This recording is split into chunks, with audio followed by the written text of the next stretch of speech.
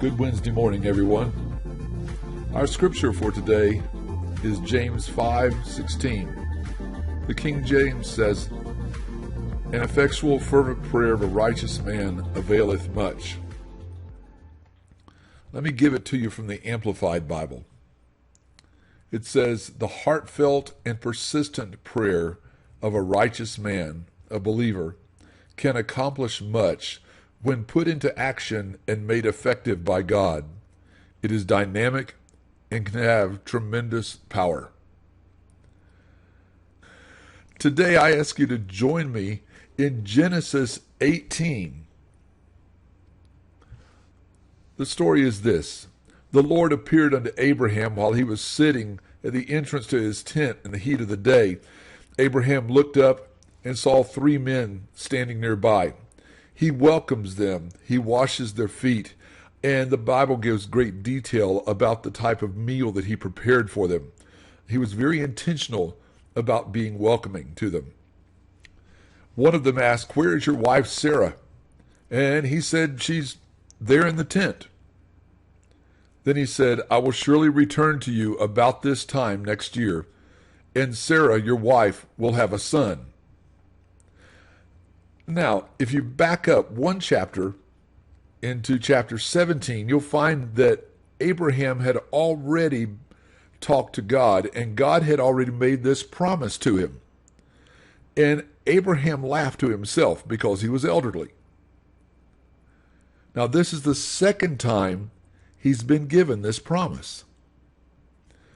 The scripture continues, "Sarah was listening at the entrance of the tent, which was behind him." Now you see, Abraham was 99 years old, and Sarah was 90. And Sarah laughed to herself as she thought, "I'm worn out, my husband is old, will I now have this pleasure?" Then the Lord said to Abraham, "Why did Sarah laugh and say, 'Will I really have a child now that I'm old?' Is anything too hard for the Lord? I will return to you at the appointed time next year, and Sarah will have a son." He's been given this promise now 3 times. Let me pause for a moment and encourage you. If there are things in your life where you feel God has made a promise to you, it's not happened, and it seems like it's too late for it to ever happen, don't give up. Don't ever doubt God. Nothing is too hard for him. Because you see, the Lord did visit Abraham a year later, and Sarah had a son. His name was Isaac. When the men that Abraham had welcomed got up to leave, they looked down the road towards Sodom and Gomorrah, and Abraham walked along with them to see them on their way. Then the Lord said, "The outcry against Sodom and Gomorrah is great, and their sin is grievous. I'm going to destroy them." Now, all of this has been interesting and fascinating to me as I studied the scripture. But I think this is a pivotal verse.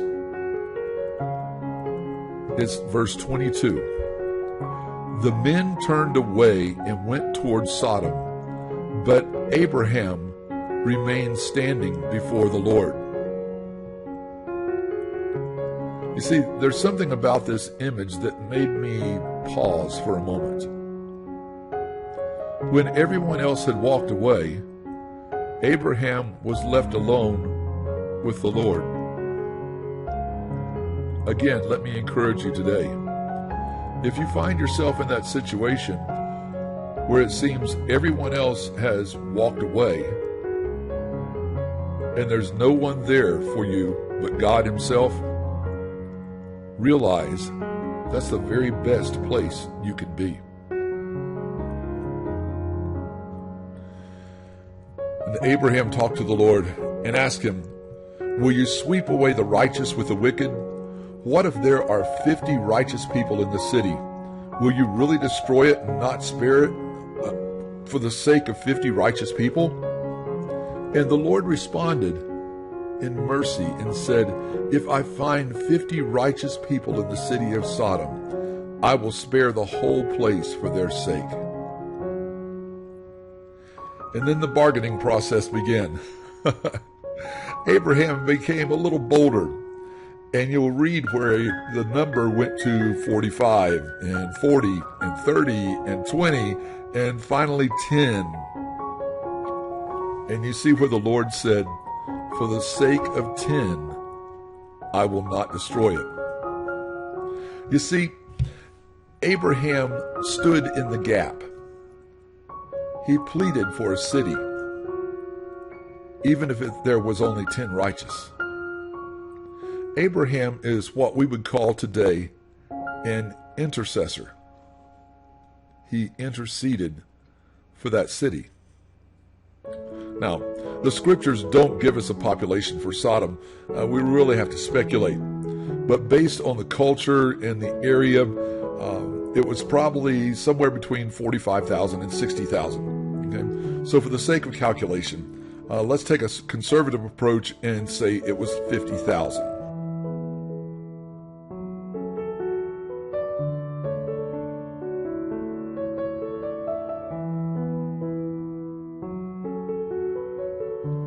Now, let's fast forward to today. On the news, we see images of riots and anarchy across our nation, across the world, in fact. And it really frightens me when I read the scripture in Isaiah 5 where it says, woe to those who call evil good and good evil. You see, at this point in the scripture, the word woe implies imminent judgment.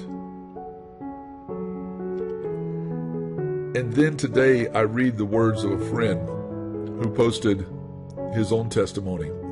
And he said this, I was alone today and complaining to God about all the lawless demonstrators, rioters, and looters when he gently whispered in my spirit and said, why don't you pray for them? He reminded me that no one is unredeemable.